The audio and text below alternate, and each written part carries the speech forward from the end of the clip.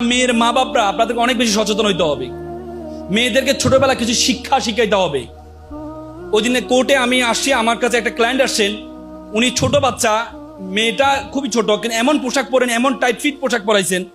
আমি পরে ওনাকে ডেকে এনে বলেছি, আপনি এই সন্তানটাকে নিয়ে রাস্তায় যাচ্ছেন, আপনি তো ভাবছেন সন্তানটা বয়স কম, কিন্তু এই সন্তানের প্রতি অনেক রাক্ষস আছে যারা এই সন্তানের দিকে খারাপ নজর দিবে।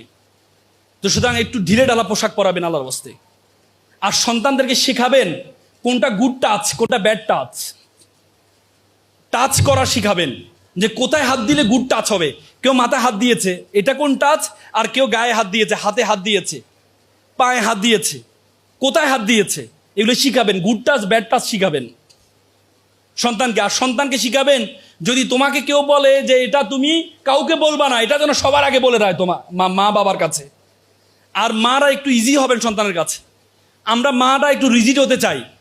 মারা ছেলেদের জন্য খুবই ফ্লেক্সিবল আর মেয়েদের জন্য রিজিড, আর বাবারা ছেলেদের জন্য রিজিড আর মেয়েদের জন্য ফ্লেক্সিবল। কিন্তু মেয়ে তো তার ইন্টারনাল কথাগুলো মা বাবাকে চাইলেও বলতে পারে না, মাকে বলতে পারে।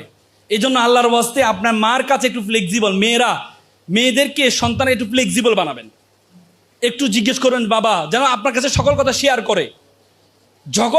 করে, মেয়েরা তোমাদেরকে যদি ব্যাড টাচ কেউ করে, তোমার হাতে হাত দিয়েছে, এখানে না, তোমার হাতে হাত দিয়েছে, গায়ে হাত দিয়েছে, তাহলে না করে একটা চিৎকার দিবা, পারবা তো ইনশাল্লাহ। আর সন্তানকে গুড টাচ ব্যাড টাচটা শিখাবেন, পারবেন তো ইনশাল্লাহ। যদিও